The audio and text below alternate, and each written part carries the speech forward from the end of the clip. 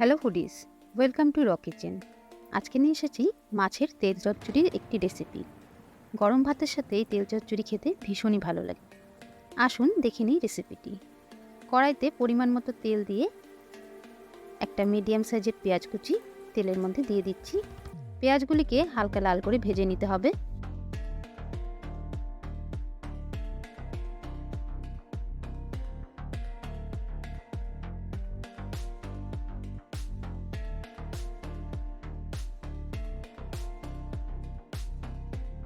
পেঁয়াজগুলি হালকা ভাজা হয়ে এলে আমি 10-12টা রসুন থেতো করে এর মধ্যে দিয়ে দিচ্ছি।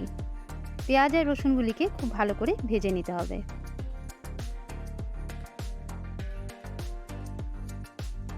4-5টা কাঁচা লঙ্কা আমি এর মধ্যে দিয়ে দেব।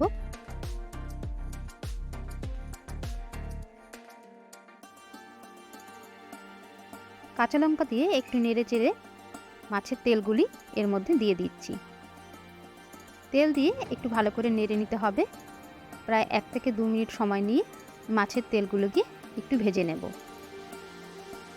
গ্যাস মিডিয়াম ফ্লেমে রেখে মাছের তেলগুলিকে ভেজে নিয়েছি। এরপর 2 মিনিট পর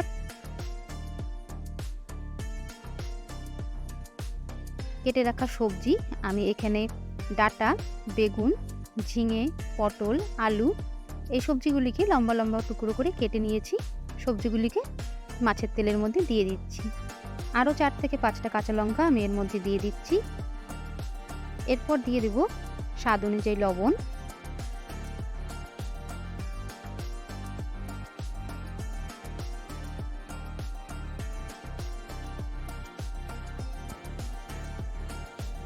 এক চামচ হলুদ গুঁড়ো, লাল লঙ্কা গুঁড়ো 1 চামচ। এবার সব কিছু একসাথে সবজির সাথে ভালো করে মিশিয়ে নেব। গ্যাস মিডিয়াম ফ্লেমে রেখে সবজিটিকে মাছের তেলের সাথে ভালো করে কষিয়ে নিতে হবে।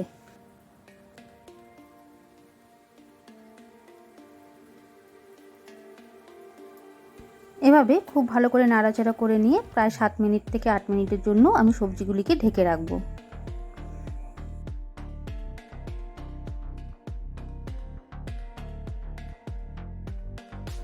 প্রায় 8 মিনিট পর ঢাকা খুলে নিয়েছি। দেখুন সবজি থেকে অনেকটা পরিমাণ জল বেরিয়ে এসেছে।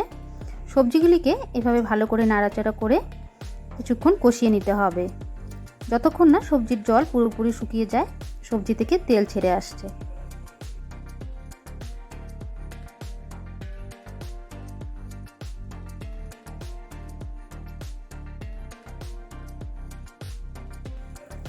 মাঝে মধ্যে ভালোভাবে নেড়ে দিতে হবে, তা না হলে পরে কড়াইয়ের নিচে সবজিগুলি ধরে যেতে পারে। পুরোপুরি জল শুকিয়ে আসা পর্যন্ত এভাবেই সবজিটিকে নেড়ে যেতে হবে। দেখুন অনেকটা পরিমাণ জলই শুকিয়ে এসছে। এভাবে প্রায় 10 মিনিট মতো সময় নিয়ে পুরো সবজিগুলিকে আমি শুকিয়ে নিয়েছি। ভাজা ভাজা করে নিলেই তৈরি মাছের মাথা দিয়ে তেল চচ্চড়ি। ভিডিওটি পছন্দ হলে চ্যানেলটিকে সাবস্ক্রাইব করুন, লাইক করুন আর শেয়ার করুন। থ্যাঙ্কস ফর ওয়াচিং র কিচেন।